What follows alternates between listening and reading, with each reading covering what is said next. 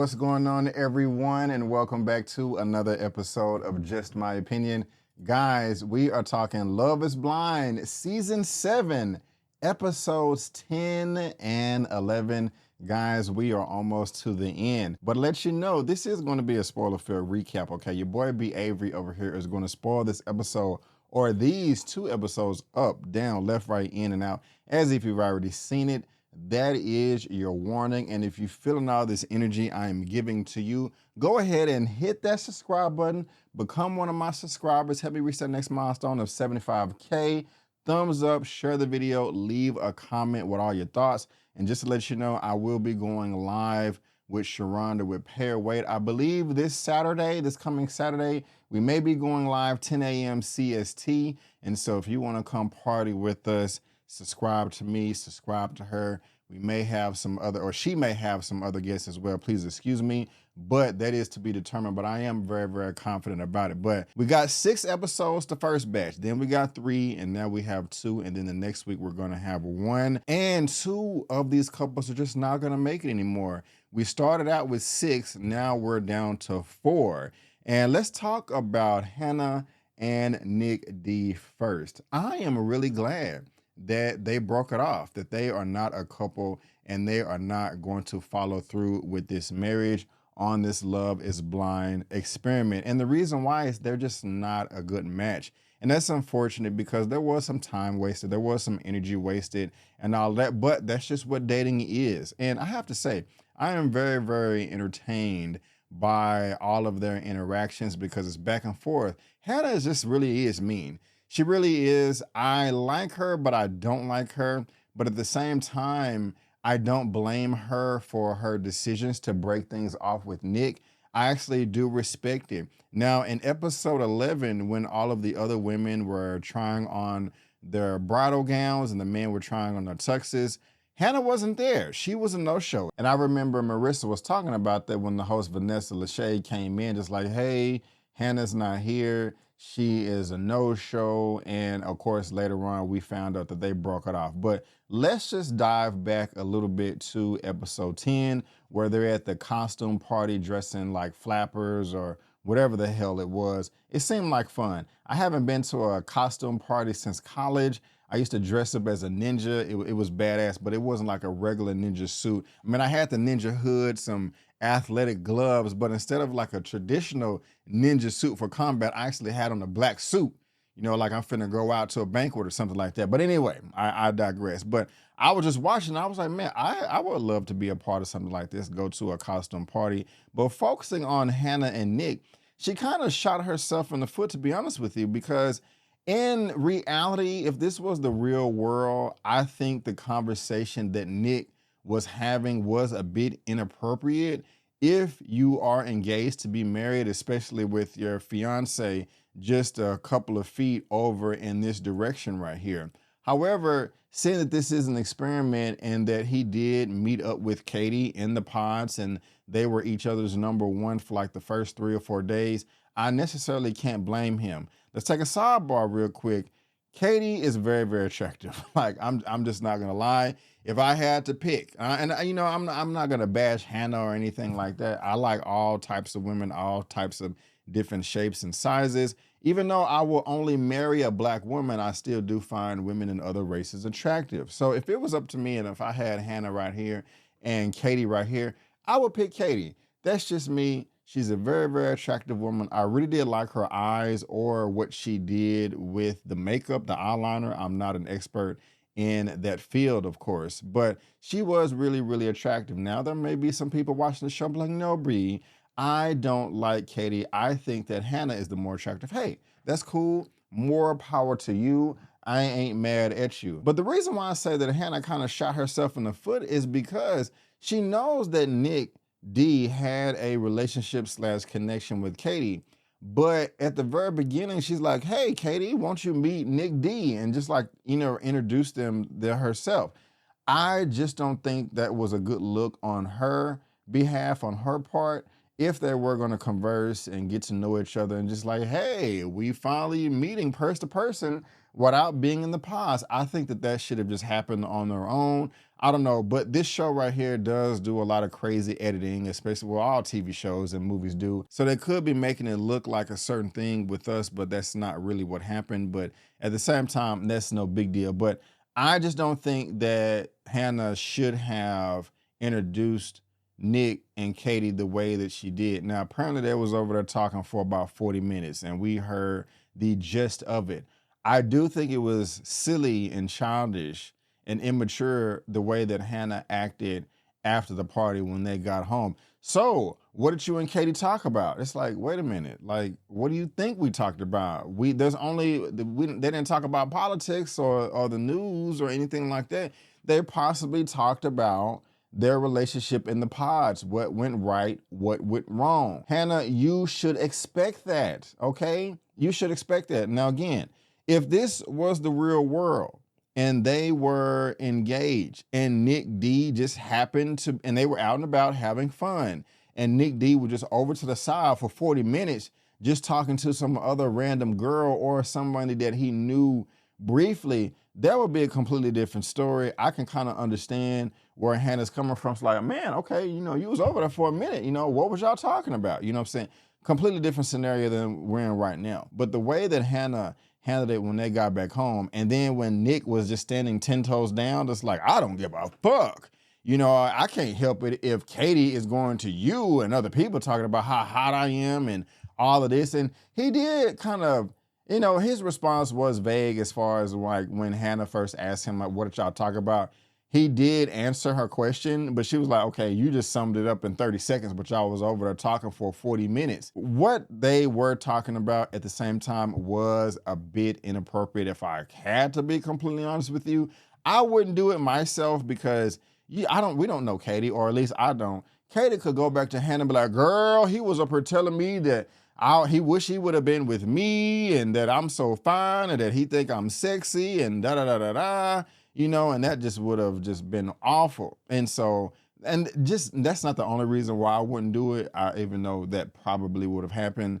It's just that, you know, you want to respect your girl. You want to respect your lady, your woman, your wife, your fiance. You know what I'm saying? I don't want to say that he wasn't like being super duper flirtatious as opposed to the way that he was acting in the pod, but he did still express interest, and it seemed like he still was interested, because now that I'm even talking about it now, I'm thinking more, there's just certain questions and things that you just shouldn't say when you're engaged, especially when your fiance is just a few yards away, not even the whole half of a football field. At the most, it was 20 yards, you know? So, oh man, so what went wrong? Why didn't you pick me? And, you know, and she did let him know. And it's also interesting because she made a point that was like, you don't need to lead with your charm and charisma. You know how to talk to women. You was objectifying me, just saying, oh, that's sexy, or I can't wait to see you in the bathing suit.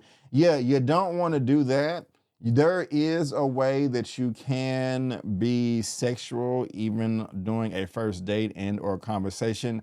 And I don't want to say that you have to walk on eggshells, but you're going to walk on eggshells. You just got to be able to read the room. Make sure that she is attracted to you physically, for one. That's just paramount right there, because we all know the more a woman is physically attracted to you, the more she will break her own rules that she may set up for herself, etc. Oh my God, I normally don't do this, but you just so fine. Here's the cookie. You know what I'm saying? And so, yeah, and the thing about it is, she was attracted to him. Now, she didn't know, I'm talking about Katie here. She did not know that in the pod, but she, of course, expressed that after the pod. So, you know, that's just quite interesting right there. But I did not like the way that Hannah was handling the conversation afterwards.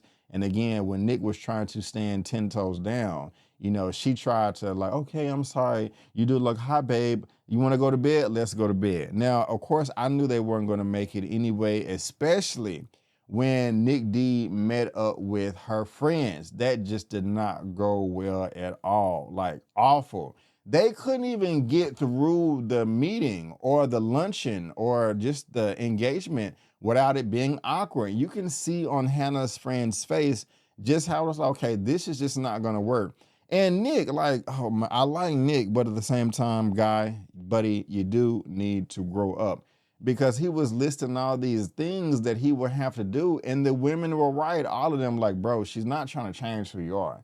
She's just asking you to do actions like, okay, feed the cat or the dog, take out the trash, wash the dishes, put the clothes from the washing machine to the dryer. And it's just like, these are just normal things that you need to do as an adult that he's not used to doing on a regular basis because he still stays at home. Now, again, I'm not judging nobody that stays at home if you actually have a plan of action. And maybe Nick D does, and he just has not expressed that in the show, or that they edited it out or something like that. I mean, you just never know. Somebody could be living at their parents' house because they are saving up for a $500,000 down payment on a house, or there's a number of things, like, okay, I'm in medical school right now to become a doctor. It costs literally an arm and a leg. You know what I'm saying? Like, I'm going on a sidebar right here, but I knew a young lady. She has her PhD she has her PhD and MD. Usually they only get one, but she has two. She has a PhD medical degree, so she's super duper smart. Her college debt was over like 400 grand. And I'm just like, Jesus, that is a lot of money. So if somebody is a freaking doctor or a freaking lawyer or surgeon, whatever, and they got hundreds of $1,000s in debt, I'm not finna judge them for living at home with their parents, okay? Because like they're a freaking doctor or a freaking lawyer. You know how freaking hard that is? So yeah, do what you gotta do to pay that off or whatever. I mean, and the thing about it is, it's not like Nick D was just super lazy. He wasn't just, and I'm not trying to knock on my cashiers or something like that. It's not like he was a cashier at a fast food restaurant. I mean, he was an athlete. He wasn't in the NFL, but he was, in I guess a respected league, that can be argued. But man, it was really embarrassing though, when she was like, okay, what are your responsibilities? He was like, well, I got to take care of myself. I have to pay for my car, my insurance, and my phone bill. And he's like, I'm also responsible for the dog. Oh, so you wake up every morning to feed the dog? Oh no, my dad wakes up every morning at 6:30 and feed. I was like, Nick, Hannah is right and you're wrong. And I can completely understand why she does not want to marry you. Now, again, one reason why I don't like Hannah is her delivery. She is very rude with her delivery. I don't like it. After the party, when she was like, oh, Nick, because he was like, are you mature enough to have this conversation? She was like, are you mature enough? Because I done turned you to a boy, from a boy to a man. I was like, oh, Nick, you should have walked the hell out of there right now. I mean, no woman should ever just talk to you like that. But at the same time, Nick, don't give a woman a reason to talk to you like that. You know what I'm saying? Like, this reminds me of a conversation that I was having with an old friend of mine back in college. And his girlfriend at the time was really disrespectful and degrading and would just talk to him like, you ain't shit, you ain't this, you ain't that, blah, blah, blah, blah, blah. Now, he was like, I'm not finna marry this chick and she talking to me like this. And I was like, yeah, I could completely understand where you're coming from. He's been married before, divorced, and he just didn't want to go through that again. But I did tell him, I was like, bro, why she should not talk to you that way? Don't give her a reason to talk to you that way. If you own your stuff, if you're on your ish and you got everything together, all your ducks in a row, she's not finna be talking to you that way. You're gonna be putting your key in the keyhole, turning it, and she's gonna be in a French maid costume, like, baby, here's some drink, something to smoke, some weed, and when you're done with that, I'll take you to the bedroom. I'm just saying that happens when you own your ish. Maybe not every day, but y'all know what I'm talking about. But they're not getting married, and I'm not mad at it at all. I think this is a great decision. And also, what was crazy is Nick also seems kind of immature when it comes to sex, like not wanting to talk about it. Also, Hannah was like, I've had sex with a lot of people and we was very explorative. Keep that to yourself, mommy. Keep it to yourself. Because again, I've said this before in other videos when it comes to dating. I'm never going to ask a woman, what is your body count? I'm never going to do that. That's just lame and it's insecure to me. Plus, you're never going to know the real answer. 99% of women are not going to, 37, 4, 212. You're just never going to know the answer. So there's just no point of asking. But while I'm not going to ask, I still don't want women just volunteering all their information, all their sexual past, their conquest. Just keep that to yourself. Again, I know you've dated before. I know you ain't no virgin. Okay, you with me now, as long as you just having sex with me, all is well, all is fine. So Hannah and Nick D are over, and I'm not mad at it. Another couple that is over as well is Alex and Tim. Tim and Alex. Now, I wanted them to work it out. I really did not like Tim this whole show until the time that he met Alex's father. I thought that was great. I love just the way he carried himself. He seemed like a completely different person. Even physically, Tim and Alex do look great together. The guy spoke well, articulated himself well, showed confidence, showed high levels of self-esteem, cooked the barbecue, grilled it, all of that, read the letter to the father. I was like, okay, this is what's up right here. This man is putting his best foot forward. However, Tim just seems extremely sensitive to me. Like if things just not go his way, that he's just out of it. I don't like the fact that I know in the early episodes, he was like, yeah, I don't like to fight. I don't like the drama and the going back and forth. I understand that. But sometimes that's necessary. That doesn't necessarily mean that it has to be all loud and rah-rah. No, it doesn't. But it seems like as soon as there's just a disagreement or someone doesn't see eye to eye, he's just gonna bail. And I don't like that. I think it was just really lame for the way that he loved. Well, I just see it right now for the way that I want my life and what I want in a woman. I cannot marry you. I never want to see you again. I'm like, bro, come on. Now, at the same time, Alex was being a bit childish as well. We was talking to Sharonda, or she was talking when we was live, and Alex is just super duper nonchalant, like she just don't care. And I know that can be very, very annoying, but she was like, I've tried and I can't predict what you have to say. You have to communicate. It's like that Alex knew that she was wrong in the situation, but she was just trying to poke the bear and be like, I don't want it to all be on me. And she actually did say that. But I do think that it's effed up to where if his parents, talking about Tim, drives 10 hours to see them and she goes to sleep, even if it's for an hour, that's just like, But I gotta be honest with you, as far as the production quality of the show, they could do a better job with the editing or show us more or just make the season longer, because they be having these jump cuts and inserting stuff in. I'm like, wait a minute, okay, the couple is fighting right now? How did it start? What was said? Who did this? Who did that? Was there a physical altercation? And when we was talking in Sharonda's live, they did say, I don't know if they did some research on a Reddit post or whatever, but apparently Alex put her hands on Tim, and that was the first time that they had their, disagreement. I don't know if that's true or not. We can just say that's alleged. But Tim, I don't like that at all, to be honest with you. They both need to work on themselves. Tim seems like he needs to work on themselves a bit more. But I don't know how old Tim is. But at the same time, he may just be in an age where he's like, look, I'm just not going to deal with stuff like this, for whatever reason. Maybe he had a great relationship in the past to where he didn't have to do that. Maybe all of his relationships in the past to where he had women that did not act like Alex, and he was the one that messed it up or something like that. I don't know. But Alex and Tim and Alex are over, and so is Nick D and Hannah. So we have 4 more couples left. Marissa and Ramses, Ashley and Tyler, Garrett and Taylor. Oh, and Monica and Steven and Monica, but they're no more either. Steven was nowhere to be found at all. And the only time that we saw Monica was at the party. She said that she did call Steven and that they're done. They're friends. She says that Steven was a great guy, but they're just not gonna move forward. And we didn't see her for the rest of the show. So actually, my bad. 3 couples left and 3 are eliminated. So Nick D and Hannah, gone. Tim and Alex, gone. Steven and Monica, gone. So again, we have Marissa and Ramses, Taylor and Ashley, and Garrett and Taylor. My favorite out of these 3 that are left are Ashley and Tyler and Ashley. I think it was very sweet that they did jump out of the plane.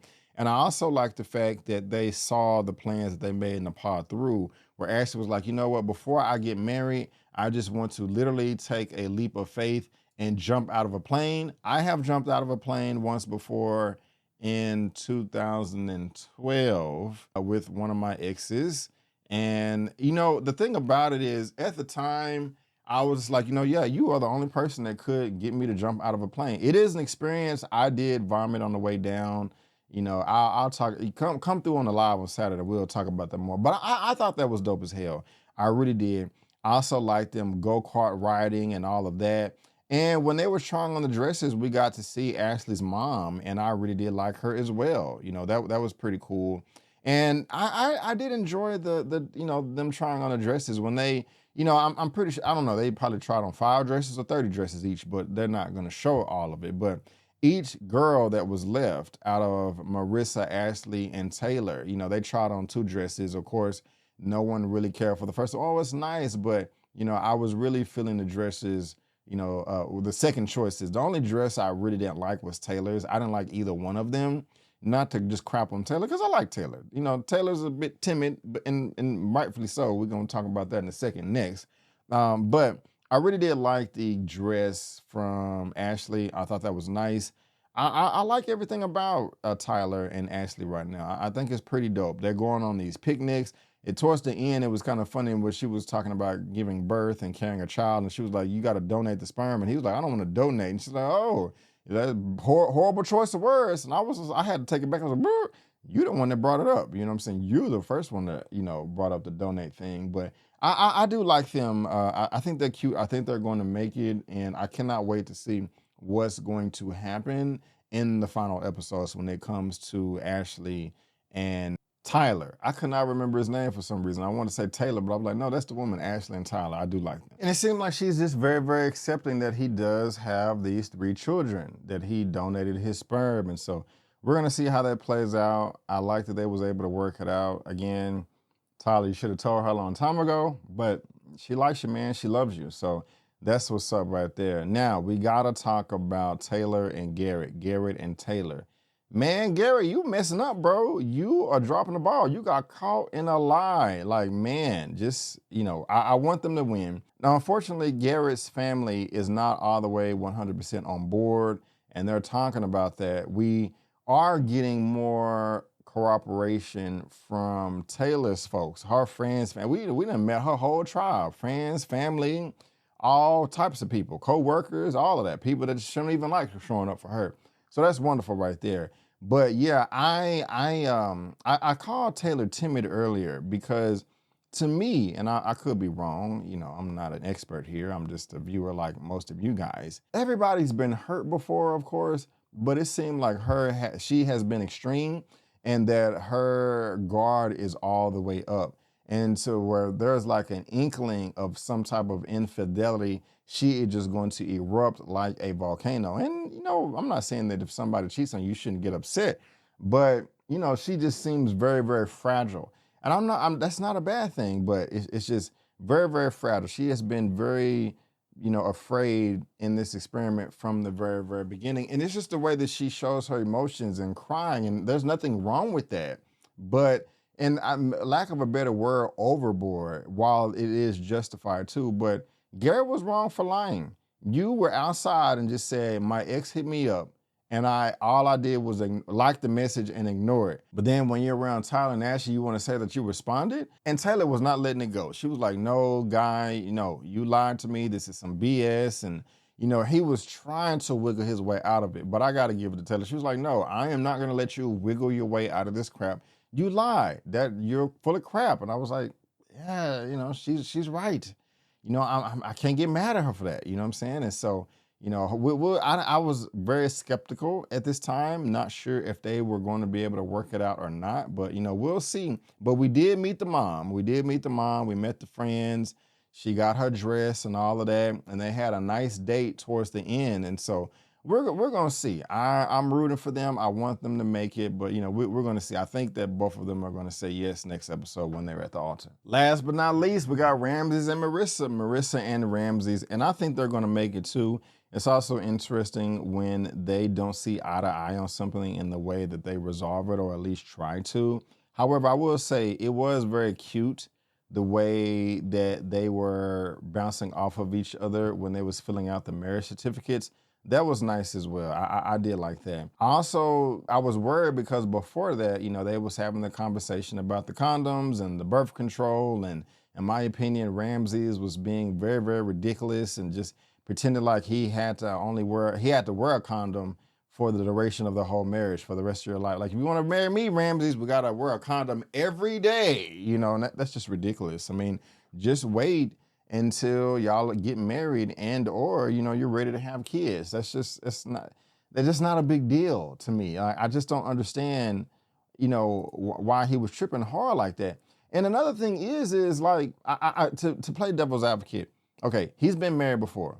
And unless there's just some extenuating circumstances, most married couple, I don't know, I'm assuming that most married couples don't use condoms. And, you just raw, I mean, that's your spouse. So, yeah, planning on never having sex with anybody else. And unless the woman just cannot get on birth control for medical reasons, health reasons, and they just cannot have children at the time because of whatever, of course you're going to use condoms then. My point I'm trying to make is Ramsey was married and he is not a condom guy. So he's not used to wearing condoms with his ex-wife.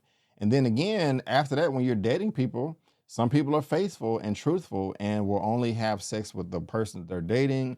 Y'all get tested. And so you just, you're not going to be using condoms. And that's just do whatever you want to do. But if you are having sex with somebody that you don't mind having kids with and the feelings are like that both ways, both of y'all are tested and good to go, then, there's no point in using a condom then. Y'all communicated.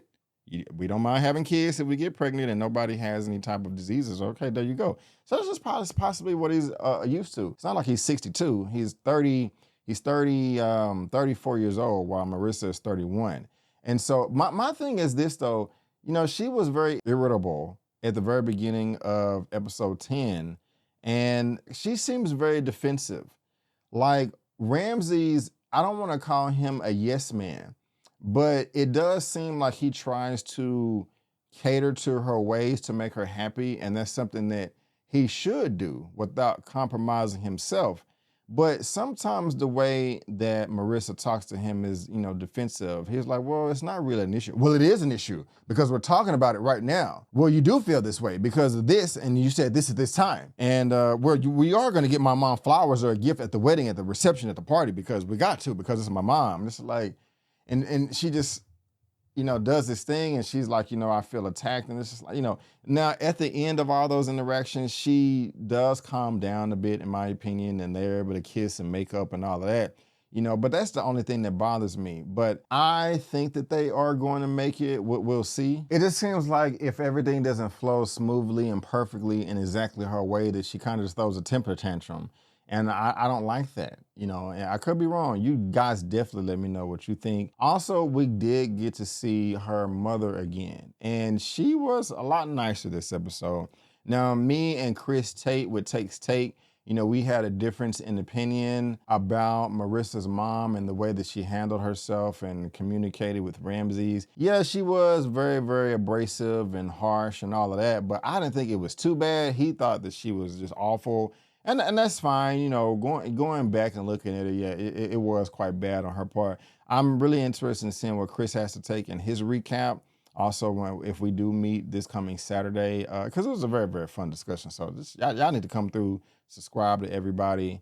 But yeah, the mother was much nicer this time around when they was trying on the dresses. Talking about, oh, my little princess, and it was cute, it was cute. When Marissa was irritable, Rams was like, oh, you don't want to be touched, which is fine. She didn't say that at the exact time, but she's the type of person, well, it is not fine, because we're talking about it right now. Like I said, it's just like, oh my gosh, like what's going on? But at the very end of episode 11, apparently they're having issues and he's having doubts, and I don't blame him. He doesn't want to get married again after this. He's already been married before.